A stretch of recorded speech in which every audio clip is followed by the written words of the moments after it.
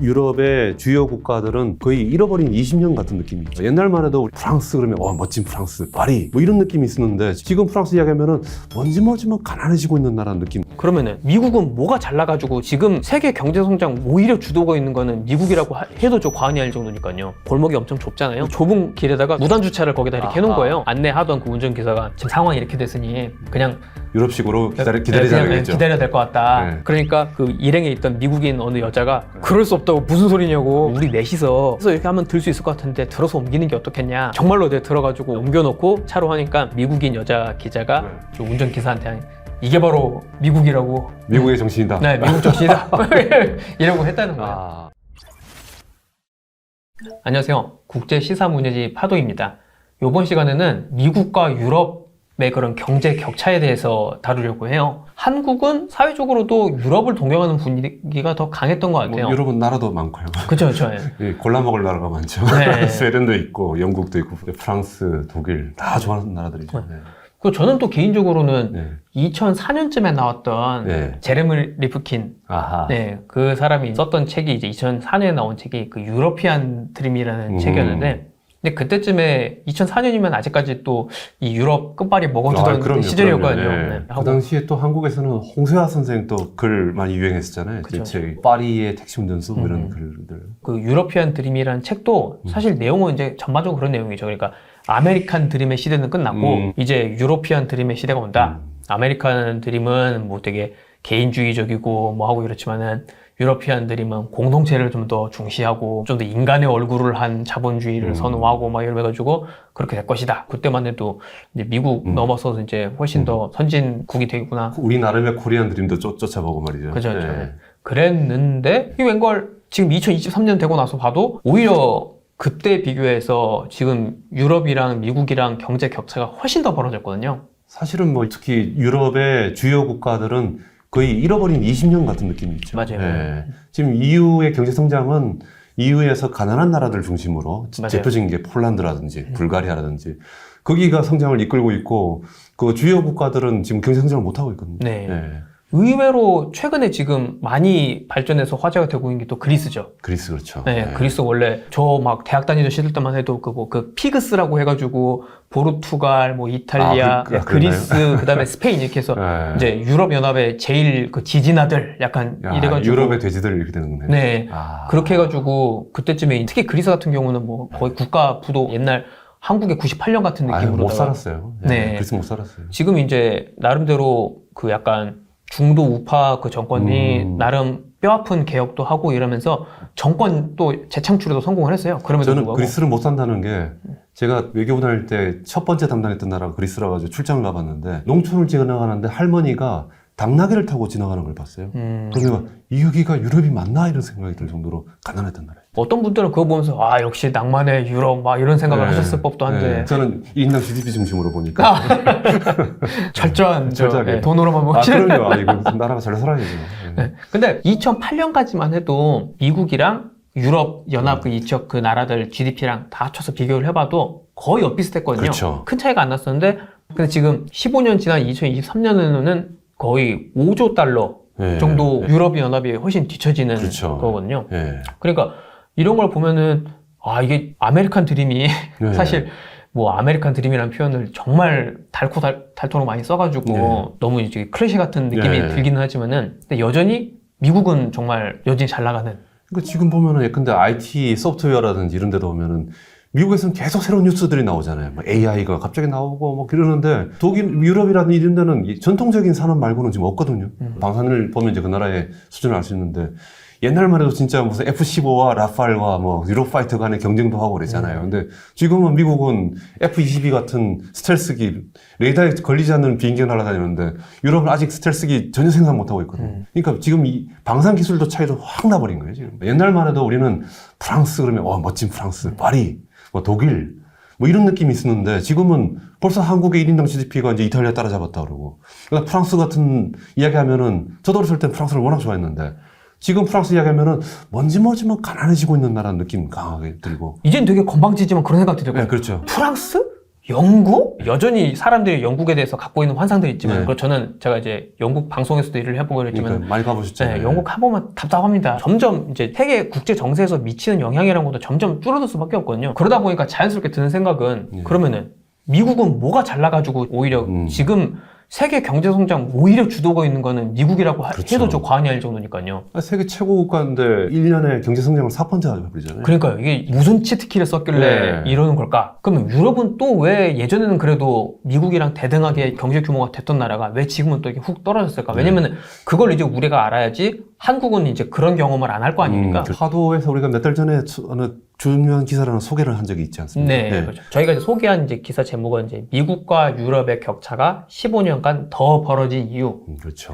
이제 기사예요. 보통은 미국과 유럽의 격차 이런 거 얘기를 하면은 한국에서는 그런 얘기들을 많이 합니다. 미국은 저게 좀 더 자본주의적, 그렇죠. 우파적 약간 이런 그렇죠, 그걸로다가 그렇죠. 필요하면은 사람 빨리 자르고 네. 뭐 이런 식으로 노동 유연성, 뭐 네. 과감한 투자 네, 뭐 그렇죠. 이런 것들 때문에 됐고 유럽은 너무 좌파적인 그런 거기에 종식이 돼 있어가지고 잘 안 됐다 이러는데 시장이 작동을 잘 안 한다. 그렇죠. 네.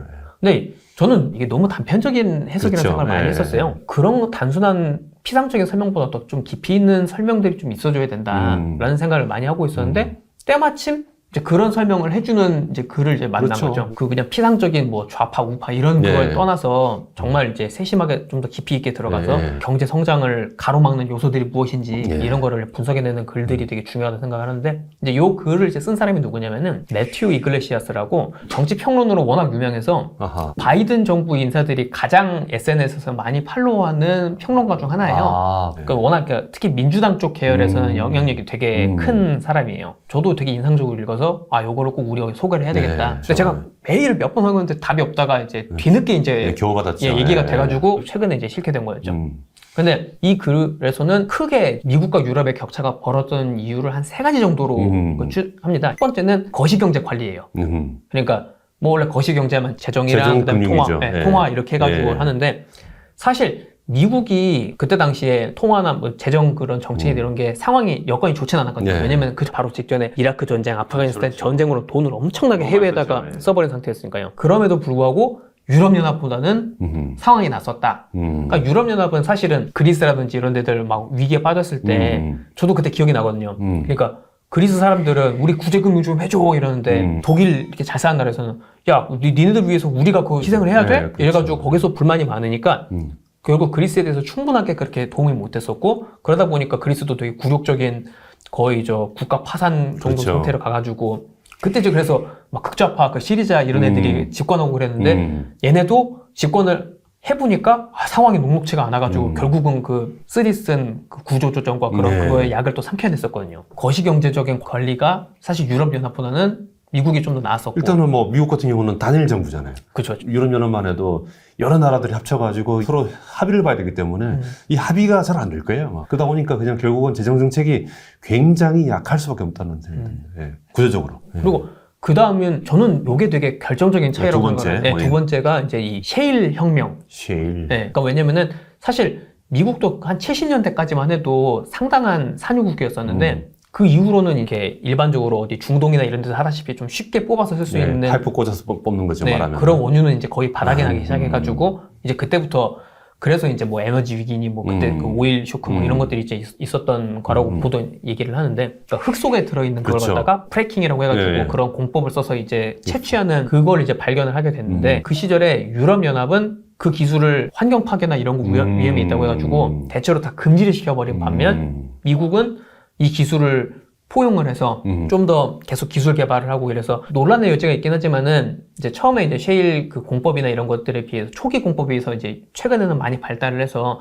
이 환경에 미치는 영향도 상당히 많이 통제가 되고 그런다고 하더라고요. 원가도 줄였을 거고. 그렇죠. 네. 또 이제 국제유가가 많이 올라간 그렇죠. 게 이제 셰일로 했을 때 비용이 들긴 하지만은 네. 워낙 국제유가가 비싼 상태니까 그렇죠, 충분히 그렇죠. 이제 채산성이 나오는 그렇죠, 상태가 그렇죠. 되고 이러니까 그래서 지금은 미국이 엄청나게 그걸로 원유 채굴을 하고 있어서 그러니까 어느 가격 이상 올라가는 순간부터 셰일에서 이제 원유나 이런 가스 같은 게 생산되기 시작할 그렇죠. 거 아니에요. 그래서 네. 에너지적으로도 에너지 어느 정도 충분히 자금하고 심지어 미국 수출도 할 수 있게 그렇죠. 되는 그러다 보니까 보니까 거기에서도 경제 관리라든지 이런 거에서 훨씬 유리해지고 거기서 이제 격차가 특히 좀 낮다고 보는 게 이제 유럽은 에너지를 갖다가 의존할 수밖에 없고 그러니까 쉽게 말하면 비싼 원유를 수입할 수밖에 없고 이런 식인가요? 그렇죠. 그러니까 유럽의 경우는 특히 셰일이나 이런 걸 하긴 하는 대신에 그때 당시 저렴했던 러시아 네. 가스에 이제 의존을 하고 그렇죠. 있어요. 그래서 그 러시아부터 해가지고 독일 이렇게 그렇죠, 지나서 그렇죠. 그 들어오는 파이프라인 네. 이런 것들 네. 다 놀고 그랬잖아요. 네. 노드스트림 이런 네. 것들. 근데 문제는 그러다 보니까 그런 자국의 에너지 상황이나 이런 것들이 서방 세계에 대해 약간 적의를 가지고 있는 러시아라는 나라에 의해서 그 의존을 하게 되니까 우크라이나 침공 초기에도 이것 때문에 엄청 난리가 났었잖아요. 근데 경제계획 세우기가 쉽지가 않겠네요. 그러니까 경제계획이라든지 이렇게 미리미리 자신이 없잖아요. 일단 그렇죠, 그렇죠. 가격 자체가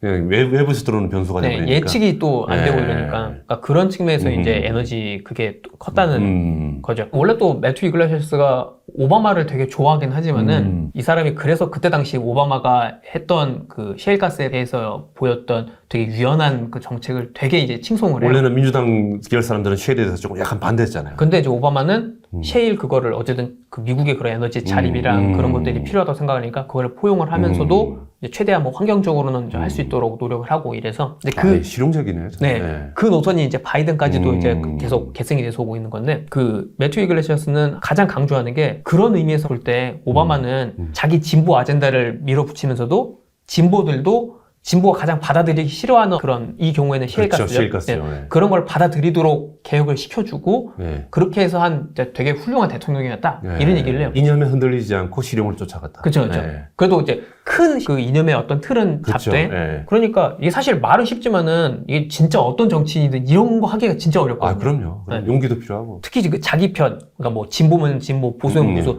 자기네들 편이 싫어하는 걸 갖다가 하게끔 만드는 그런 그게 정말 어려운 그리고 일인데. 설득을 해야 되잖아요. 그렇죠, 그렇죠. 자기 편 사람들한테 이건 우리한테 꼭 필요하니까 양해해달라고 설득을 해야죠. 그래가지고 이제 그 측면에서 사실은 오바마의 공헌이 되게 컸다고 얘기를 하고. 그리고 이제 세 번째로는 우리 모두 다 알고 있는 이 실리콘밸리를 아하. 대표하는 그 H-1B 비자를 네. 가지고 왜냐면 이 비자가 있으면은 그냥 똑똑하고 능력 있는 사람이면은 바로 다 와서 여기- 지금 구글 CEO인 순다 피차이도 그 비자로 왔고 마이크로소프트 CEO인 그 사티아 나델라도 H-1B 비자로 그도 미국에 인도 사람이고. 네 와가지고 했고 그래서 다 미국으로 가서 거기서 지금 세계 최고 글로벌 기업들이 그렇죠. 다 CEO가 되고 그렇게 이제 적극적으로 이민도 받아들이면서 그런 사람들이 계속 일할 수 있게 되는 혁신의 요람, 실리콘밸리 이런 걸 참 또 미국은 다른 건 몰라도 저는 실리콘밸리는 진짜 부러워요.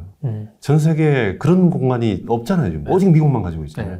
저는 그 에너지 이것만 봐도 사람들이 아직 그 잘 모르고 있는 아직도 많은데 세계 1위 산유국이 미국이거든요. 지금. 그렇죠. 네. 그렇죠. 그러니까 사우디아라비아보다 더 많이 만들어요. 그렇죠. 사우디는 수출을 많이 하는 거고. 그렇죠. 네. 하지만 총 생산량을 그렇죠. 보면은 미국이 1위거든요. 예. 그러니까 미국은 모든 걸 갖고 있는 나라인 거예요. 예. 요즘 유가 많이 떨어지고 있잖아요. 네. 예. 사우디랑 그다음에 이제 그 러시아랑이 계속 네.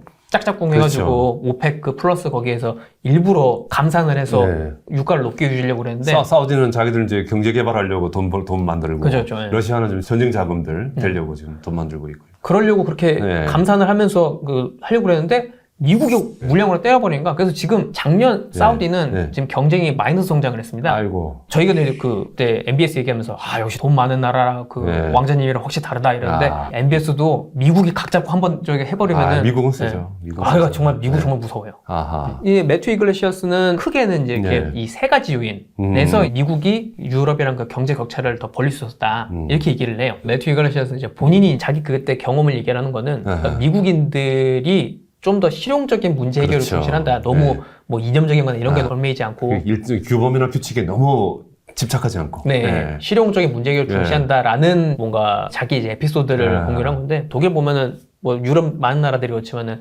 골목이 엄청 좁잖아요. 그리고 바닥은 보면 돌로 되는 그쵸, 바닥이고, 막 울퉁불퉁하고. 옛날 바닥. 네. 예. 근데 이제 거기를 가고 있는데 거기에 누가 스마트라고 아시겠지만은 그 네, 조그만한 2인승. 네, 네, 자동차. 4인승도 있긴 있어요. 아, 그래요? 네. 근데 그 좁은 길에다가 무단 주차를 거기다 이렇게 해놓은 거예요. 그러니까 갈 수도 없고, 근데 또 좁은 길이라 후진으로 해서 나갈 수도 안 되죠. 없고. 예. 그러니까 안내하던 그 운전기사가 지금 상황이 이렇게 됐으니 그냥 유럽식으로 그냥 기다리자겠죠. 기다려야 될 것 같다. 네. 그러니까 그 일행에 있던 미국인 어느 여자가 네. 그럴 수 없다고 무슨 소리냐고. 미국은 그러면 안 되죠. 네. 네. 그러니까는 그 필자 등등 야 우리 넷이서 이렇게 하면 들 수 있을 것 같은데 들어서 옮기는 게 어떻겠냐. 어쨌든 그렇게 해가지고 네. 정말로 이제 들어가지고 옮겨놓고 이제 차로 하니까 이제 그때 이제 그 미국인 여자 기자가 네. 운전 기사한테 이게 바로 미국이라고. 미국의 정신이다. 네, 미국 정신이다. 이러고 했다는 거예요. 아. 그러니까 이건 사실은 그냥 저기 에피소드 아. 되게 재미있는 그냥 일담 같은 건데. 네. 저는 그 기사 지금 기억나는 게 그게 가장 기억나요. 네. 네, 딱 그게 참 미국적이구나 생각이 네. 들어요. 그러니까 진짜로 미국인들은 뭔가 조금 실용적인 문제 해결을 중시를 한다. 근데 오히려 이런 것들은 한국이랑도 좀 상통하는 게 있을 것 같아요. 한국도 사실은 어느 때는 보면은 이렇게 관료주의적인 나라가 없는 것 같다가도 뭔 문제가 생기면은 그때 정말 뭘 해야 될 거면은 그때는 규칙이든 뭐 법이든 유연하게 해석을 함으로써. 좋게 말하면 임기응변. 그쵸, 그쵸. 유연한 대결. 그렇죠. 그렇게 해가지고 또 해결하고 이러잖아요. 일본 사람들 같은 경우는 보통 이제 매뉴얼에 해가지고 그쵸, 철저하게 하는 스타일이고 우리는 대충 하면서 결국은 문제를 해결을 해버리는 장단점이 있죠 서로. 네, 이런 것처럼 이렇게 약간 실용적인 문제 해결을 중시하는 미국인의 어떤 성향이나 이런 것들도 되게 있다고 얘기를 해요. 네. 물론 이런 해석에 대해서 의문이나 반론이나 이런 것도 있을 것 같긴 합니다. 그래서 지금 또 제가 소개하는 거는 FT가 지난주에 내보낸 기사인데 거기서 이제 또 아마 영국 쪽에서 이런 기사들을 자꾸 미국에서 나오니까 벼르고 있다가 이제 연말에 한번 내보낸 것 같은데 일단은 이 사람들이 가장 먼저 제기하는 거는 미국이 그렇게까지 뭐 잘하는 것 같지는 않고 첫 번째 미국은 인구가 많지 않냐, 인구가 늘고 있지 않냐. 그러니까 사실은 1인당 GDP로 하면은 생각보다 격차는 조금 더 줄어든다. 지금 자꾸 당신들이 말해 총 GDP 가지고 자꾸 이 장난을 치는데 1인당 GDP라면은 물론 격차가 벌어지긴 벌어졌지만 그래도 생각보다는 작다. 일단 유럽의 문제는 인구가 준다는 게 가장 큰 문제다. 근데 그거는 사실은 우리한테도 해당되는 것 같아요. 그렇죠, 그렇죠. 미국은 인구가 이민으로도 늘고 있고 그다음 미국에 이미 와 있는 사람들도 아이들 많이 낳잖아요. 일본 사람들은 특히 미국에서는 부자들이 아이 많이 낳거든요. 거기다가 새로 그 이민 온 그 히스패닉들, 라티노들 또 라티노들은 또 아이 원래 많이 낳잖아요. 네, 피임도 잘 안 하고. 네, 또 카톨릭 문화가 있으니까. 있어가지고. 그래서 생각보다는 이제 자꾸 김을 빼는 거예요. 그런 식의 논리를 갖다가 미국이 워낙 뛰어나다 얘기했을 때. 두 번째는 뭔가 하면은 또 얘기하는 게 영국까지 포함시킨다고 치면은 영국이라든지 독일, 프랑스 같은 이른바 중견 국가들은 이제 잃어버린 20년처럼 좀 많이 헤맸지만 신규 국가들, 그 이제 막 크고 있는 국가들 대표적인 게 폴란드거든요. 폴란드는 굉장히 잘 삽니다, 지금. 폴란드가 10몇 년 전만 해도 독일의 1인당 GDP가 40몇 %였는데 지금 70%까지 조사했대요. 저도 최근에 우리가 이제 폴란드하고 방산한다고 이렇게 이제 폴란드 기사를 자꾸 챙겨보는데 바르샤바 그러면은 좀 못 살고 옛날 동북권에 좀 칙칙한 분위기였을 거라고 생각하는데 지금 바르샤바 보면은 새로운 그 빌딩들 마철루라고 그러잖아요. 옛날 스크레이퍼. 네. 그 마철루들 많이 생기고 굉장히 멋져졌어요. 사실 유럽 안에서도 폴란드는 항상 가난한 나라의 대명사건이거든요. 그러니까 워낙 이제 폴란드 힘들고 이러니까 이제 폴란드에서 이민 와서 다른 좀 잘 사는 나라에서 뭐 이렇게 청소부하고 이런 거 하니까 그래서 저도 예전에 보면은 그 유럽 애들이 맨날 폴란드 얘기하면은 야 너 뭐 와서 우리 집 저기 청소나 해 막 이런 그렇죠. 막 이런 악의 가득한 농담을 많이 하고 저도 있었거든요. 영국 유학 갔을 때 영국 유학 그 기숙사에서 저희 집 청소해주는 사람들이 다 폴란드 사람들이었거든요. 아주 착한 사람들인데. 그런 거 보면은 지금 유럽의 새로운 나라들, 새로 이제 유럽에 들어온 서방에 가입된 발칸도 잘 산다는데 요즘 최근에 경제 성장이 좋답니다. 아까 그리스 이야기했잖아요. 네. 그리스, 발칸, 그 다음에 체코라든지 폴란드라든지 루마니아라든지 불가리아든지 이런 나라들의 경제 성장이 굉장히 좋답니다. 그러니까 그런 거 생각하면은 그것도 나쁘지 않겠구나라는 생각이 들기도 하고 이런 이야기 하면서 이쪽에서는 너무 그 미국만 위대하다고 얘기하지 말라 뭐 이런 얘기를 하고 있더라고요. 그러니까 확실히 그 얘기도 일리가 있죠. 그리고 또 그런 발칸 쪽 나라들이나 뭐 헝가리도 요새 사실 전기차 이런 쪽 투자 이런 걸 많이 받고 있으니까. 헝가리도 괜찮아요. 얼마 전에도 중국 그 BYD였나 어디 전기차 회사 유명한 데 하나가 헝가리에 또 거의 수조 원 어치에 또 투자를 한다고 그래가지고 근데 이제 그런 것들이 사실 어떻게 놓고 보면은 어쨌든 유럽 연합이라는 그 엄청 단일 시장으로는 세계에서 제일 큰 시장이잖아요. 그리고 또 구매력도 엄청나고 그런 데가 바로 이렇게 연결이 돼 있으니까는 거기서 생산하면 바로 갖다 팔 수 있고 이러니까 이제 그런 것들이 주는 매력이 있으니까 이제 투자들이 들어오는 거겠죠. 그럼에도 불구하고 일단은 아까 지적했던 이 유럽 연합 전체가 함께 무슨 재정 정책을 만들어야 되다 보니까 아주 일사불란하게 뭘 만들어낼 수 없다는 건 그거는 참 하나의 약점인 것 같아요. 사실은 저희 여기 소개한 그 매튜 이글레시아스의 글에서 가장 중요하게 읽었던 거는 그 정치의 문제예요, 결국은. 거버넌스의 문제죠. 네. 거버넌스의 문제. 말씀하신 것처럼 유럽은 이게 각 나라들이 그냥 다 일국 일표 이런 그렇죠, 식으로 그렇죠. 해가지고 또 네. 위원회나 이런 것도 서로 그냥 나눠 먹기 식으로 그냥 그렇죠, 그렇죠. 하잖아요. 네. 유엔 굴러가듯이. 네. 가장 안전한 일을 하고 있죠. 그러니까. 네. 네. 그러다 보니까 어려운 순간, 위기의 순간에 이렇게 좀 결단을 내려가지고 하고 이런 게 정말 안 되는 거예요. 그렇죠. 네. 그러니까 사실 매튜 이글레시아스도 한 얘기가 그리스나 뭐 포르투갈이나 이런 나라들 그 위기 상황이었을 때 그때 당시에 이제 통화 정책으로만 해가지고 그렇죠. 문제를 해결하려고 그러니까 유로 단일 통화로 묶이는 나라들이 그럼 다 영향을 같이 받으니까 그렇죠. 이제 네. 독일이나 이런 데서 반발을 하고 그렇죠. 이랬던 건데 그렇다면은 그냥 재정 정책을 활용을 해서 그 지역에만 어떻게 해주고 이런 쪽으로 위기 상황에서 아이디어를 내서 설득을 하고 할 수 있는 그런 정치 리더십이 있었다면은 유럽연합이 지금처럼 이렇게 힘들었겠느냐. 쉽지 않죠. 남의 나라로 갔다가 우리가 돈을 우리 세금을 걷어가지고 남의 나라를 돕는다는 게. 그렇죠. 그런데 그렇죠. 한 나라면은 예컨대 대한민국의 어느 지역에서 지금 뭐 문제가 재해가 생겼다 그러면은 십시일반으로 다 세금을 모아가지고 그 도와주는 거는 우리 국민들이 할 수 있는데 남의 나라를 돕는다는 거는 동의하기 쉽지 않을 거예요. 유럽이라는 나라가 여러 가지 규범이라든지 문화라든지 소프트 파워의 문제에서는 꽤 그래도 앞서 있는 게 많잖아요. 많았기도 했고. 그다음에 미국 같은 경우는 요즘 보면 알지만은 미국이 사회복지라든지 국가 기본적인 거버넌스에서도 많은 문제점이 보이고 있잖아요. 사실은. 그것은 마약 같은 것도 많고. 그렇죠. 그런 거 보면은 또 유럽의 장점이 있는데도 불구하고 유럽의 전반적인 그 기력이라고 그럴까? 성장 잠재력이라고 그럴까? 이것이 자꾸 쇠퇴가는 거는 참 안타깝긴 해요. 저도 어렸을 때 워낙 유럽을 좋아했던 사람이고, 전 특히 프랑스 좋아했던 사람이거든요. 그래서 볼 때마다 프랑스가 역할을 참 못하는구나 보면 안타깝죠. 그러다 보니까 이런 문제에서 가장 핵심적인 거는 결국은 정치가 얼마나 작동을 그렇죠. 제대로 하느냐. 그렇죠. 사실 정치의 본질이라는 거는 특히 이제 민주주의 사회의 네, 정치라는 그렇죠. 거는 어떤 이제 사회가 있는데 문제가 생겼을 때 정치인 일은 어느 정당에서는 이런 해결책을 제시를 할 것이고 또 어디서는 또 다른 해결책을 제시할 것이고 근데 거기에서 이렇게 일종의 선거의 자유시장에서 네. 경쟁하면서 서로 합의를 하고 네, 그렇죠. 또 거기에 이제 유권자들은 아 여기가 이 방식이 더 맞는 것 같다 네. 생각하는 거기에 표를 던져서 네, 그렇죠. 이제 그렇게 해서 집권을 하게 되면은 네. 근데 얘네가 잘 못하면은 야당이 더 좋은 대안을 제시를 해서 나중에 정권 교체를 하고 뭐 이런 식으로 돌아가는 게 이제 정치의 뭔가 본질이라고 한다면은 뭐 미국의 정치라도 완벽하지는 않지만은 적어도 어쨌든 어느 정도 유권자 선호가 제대로 반영이 되는 이제 구조인라고 볼 수 있는 반면에 유럽의 경우는 잘해도 그냥 서로 회원국끼리 돌려먹게 하고 그냥 이런 방식으로 그렇죠. 리더십을 유지를 하니까 이러다 보니까 내가 특별히 더 좋은 정책이나 이런 대안을 제시를 네. 해가지고 할 요인들이 별로 없다는 거죠. 네. 그러다 보니까 실용적인 해결책이 나오지 않는 그런 문제들이 생기고요. 이게 국제정치나 국제법 쪽에서는 용어가 컨페더레이션이라는 게 있고 페더럴 스테이트라는 게 있지 않습니까? 컨페더레이션이라고 하면은 국제연합.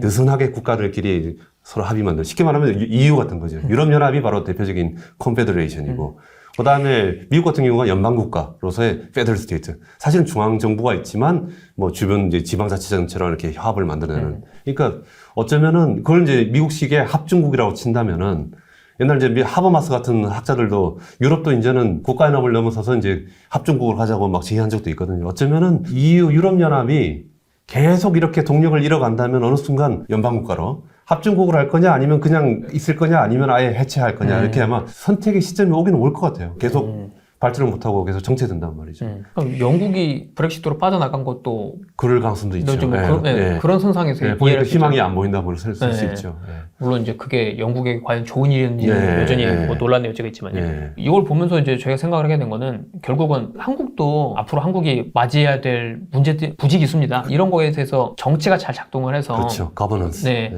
그 제대로 된 네. 정책 대안을 제시를 하는 정당이 나오고 또 이제 그런 인물들을 양성할 수 있는 어떤 그렇죠. 정당 시스템도 갖춰줘야 그렇죠. 되고 네. 근데 그런 게 못 되면은 최근에 작년에 나왔던 책들 중에 하나 얘기한 것처럼 그냥 한국도 이탈리아의 길을 가버릴 수도 그렇죠. 있는 거죠. 네. 근데 그러면은 과연 유럽에 별로 이렇게 희망이 없는가 이런 얘기도 마지막으로 하고 좀 정리를 하면 어떨까 싶어요. 네. 그러니까 저는 근데 상징적으로 좀 그런 건 크다고 생각하거든요. 옛날에는 그래도 세계 뭐 50대 기업, 뭐 100대 기업 하면은 유럽 기업들이 꽤 있었거든요. 네. 근데 지금은 거의 눈에 띄는 거는 명품 기업밖에 없어요. 그러니까 사실 지금 세계 1위 부호라고 그러니까 계속 1위, 2위를 그 루이비통인가요? 네. 일론 머스크랑 계속 네. 하고 있는데 그 LVMH 그렇죠. 거기 그 아르노 회장이 네. 이제 유럽은 그러니까 명품 말고는 뭐가 없는 거예요. 그건 사실 프랑스한테 약간 창피하긴 한 것 같아요. 프랑스라 그러면 우리 머릿속에는 프랑스에서 무슨 에어버스라든지 첨단 산업 같은 게 있어야 될 것 같잖아요. 그렇죠. 아니면 자동차 산업이라도 프랑스의 르노라든지 시트로에eng이라든지 이런 게 1등이 돼줘야 될 것 같은데 그냥 명품 브랜드. 그것도 걔네들이 이탈리아 브랜드를 다 그렇죠, M&A로 그렇죠. 모아가지고 예. 그 1위가 된 거거든요. 그렇죠. 신흥국이나 심지어 미국도 따라주지 못하는 하나는 확실히 명품 산업이긴 해요. 그러니까 예. 그거는 이제 뭔가 역사가 필요하죠. 네, 그런 그 구세기 올드 월드의 약간 좀 예. 그런 그렇죠. 분위기나 이런 게 있어야 예. 되니까 또 한 가지 최근에 좀 두드러지는 거 하나는 제약 바이오 쪽이 있긴 해요. 그렇죠. 그러니까 스위스라든지. 네, 제가 틈만 나면 얘기하는 다이어트 지금 신약 그렇죠. 이제 예. 오젬픽이랑 예. 미국이 만들고 있는 그 노보노디스크가 덴마크 회사인데 노보노디스크가 지금 시가총액으로 그 LVMH를 추월했습니다 요번에. 아, 그래요? 네, 오젬픽 이게 엄청나게 효과가 좋고 건강 치트키예요. 그러니까 네. 처음에는 원래 당뇨 치료 그런 네. 걸로 개발이 되던 약품이었는데 해보니까 살도 빠지네. 네. 근데 또 해보니까 그 외에도 심근경색 질환의 그 가능성도 줄어들고 심지어 지금 요새 뭐 알츠하이머나 뭐 이런 거에도 효과가 있을 수 있다 이런 얘기도 나와요. 그다음 저기도 있잖아요. 네덜란드 요번에 보니까 대통령하고 이재용 회장 찾아갔던 ASML이요. 거기도 워낙 독보적인 기술력이 뭐 워낙 뛰어나니까. 그렇죠. 근데 그건 너무 독보적이어서 네. 그런 기업들이 더 막 나오거나 하기는 않을 것 같아요. 그러니까 그건 진짜 정말 예외적인 사례인 것 같고. 근데 그런 기업들이 유럽에는 좀 옛날에는 많았다는 느낌이 들잖아요. 그렇죠. 그러니까 그래서 이제는 그게 많이 줄어서 좀 저처럼 유럽 좋아했던 사람들은 좀 안타깝긴 하죠. 옛날에 한 2000년대 초반 해도 테크 쪽에서도 유럽 기업들이 꽤 강세였었거든요. 뭐 지금도 스포티파이 같은 그런 데들은 그렇죠. 스포티파이가 스웨덴인가요? 네. 옛날에 노키아도 있었고 이 말이에요. 그렇죠. 핀란드 그랬는데 노키아. 지금은 이제 많이 좀 그 했고 오히려 심지어 유럽에서 이제 그런 스타트업 잘 나간 애들이 결국은 미국으로 이주를 해요. 그러니까 이제 대표적인 게 그 스트라이프 같은 거 그런 건 이제 전자결제 우리식으로 하면은 PG라고 하죠. 그러니까 그런 카드 결제할 때 쓰는 그런 처리하는 그런 애들이 지금 거기가 거의 세계 1위, 2위 정도 되는 사이즈거든요. 아이슬란드.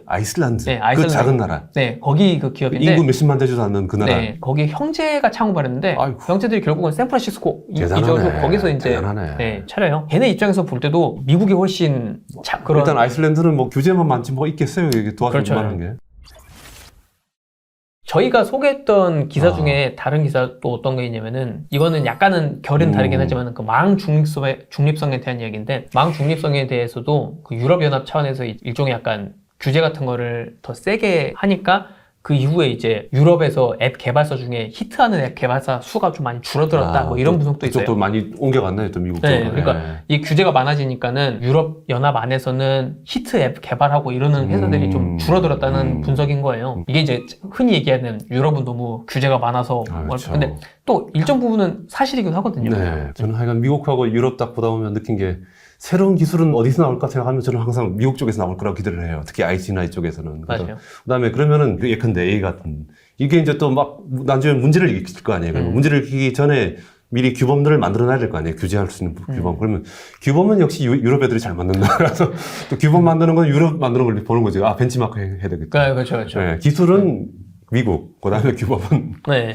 실제로 또 유럽 연합에서 그 한 몇 달 전에 이제 처음으로 AI 그 연구에 대해서 규제하는 그걸 법안을 이제 만들었으니까요. 한국은 이제 기술은 미국과 잘 이렇게 보고 자동차라 말하면 엔진은 미제, 그다음에 브레이크는 역시 유럽제. 그렇죠. 네. 근데 사실은 옛날에는 그냥 그렇게 남이 하는 거 보고 하면 됐었지만 이제는 한국도 사실은 거의 일선에서 우리는 어디 쪽으로 포커스 맞춰야 돼요? 엔진에 맞춰야 돼요? 브레이크에 맞춰야 돼요? 결국은 그래도 뭐 엔진으로 가야 되지 않을까요? 일단은 엔진이 달려야지 일단 브레이크를 잡을 거 아니에요? 그렇죠. 그리고 뭐 규제를 수출할 수 없잖아요. 우리가 뭐 기술만 더 수출은 하겠지만 우리 이런 선진 규제를 만들었습니다. 이거 누가 좋아해요? 우리가 아직까지 뭐 지금 그 성장 동력도 많이 떨어지고 있기 때문에 그러니까요. 이제 엔진 출력 좀 높이는 작업 해야 될 것 같아요. 네. 또 그런 측면에서 사실은 정치가 되게 중요하다. 거버넌스. 네. 그 거버넌스 제대로 작동할 수 있게 하는 그런 정치의 중요성. 이제 이런 것들을 매튜 이글레시아스가 쓴 이 미국과 유럽의 격차가 왜 이렇게까지 벌어지게 되는지 이 글을 보시면은 거버넌스 이게 얼마나 중요한지를 보여준다는 점에서 정말 뭐 기업인들이건 정치인들이건 하여튼 모든 사람들이 좀 한 번씩 읽어봤으면 좋겠어요. 독자 여러분들 많이 읽어주십시오. 네, 그래서 이제 독자 여러분들도 한번 시간 내셔가지고 그 미국과 유럽의 격차에 대해 그런 설명을 한번 읽어보시면서 아 한국은 어떻게 해야 되겠구나 이런 시간을 가져보시면은 저희가 이 파도라는 거 운영하면서 가장 큰 보람이 되지 않을까 싶습니다. 그리고 어차피 지금 세계에서 가장 선진국이라고 하면 결국 미국 아니면 유럽이니까 그래서 이 미국과 유럽이 어떤 장단점이 있는지 그거는 이제 저희 파도는 계속 소개를 할 생각이니까 여러분들도 관심 갖고 같이 읽어주시면 감사하겠습니다. 네, 그럼 저희가 또 다음 시간에 보다 좋은 내용으로 소개해드리도록 하겠습니다. 감사합니다. 네, 감사합니다. 테크 트렌드를 뺀 내년 트렌드 전망이 무의미해졌습니다. 어떤 트렌드도 IT 트렌드의 중력을 벗어날 수 없습니다. 그래서 티타임즈가 준비한 2024 IT 트렌드 강좌 LLM이 모든 것을 집어삼킨다. 2024년은 챗 GPT를 만든 초거대 언어 모델 LLM이 모든 기기, 모든 서비스에 스며드는 원년이 될 것입니다. LLM이 스마트폰 이후 최대의 하드웨어 전쟁, 인터페이스 전쟁을 촉발할 것입니다. LLM이 모든 것을 집어삼킬 2024년, 우리는 어떻게 비즈니스 기회를 발굴해야 할까요?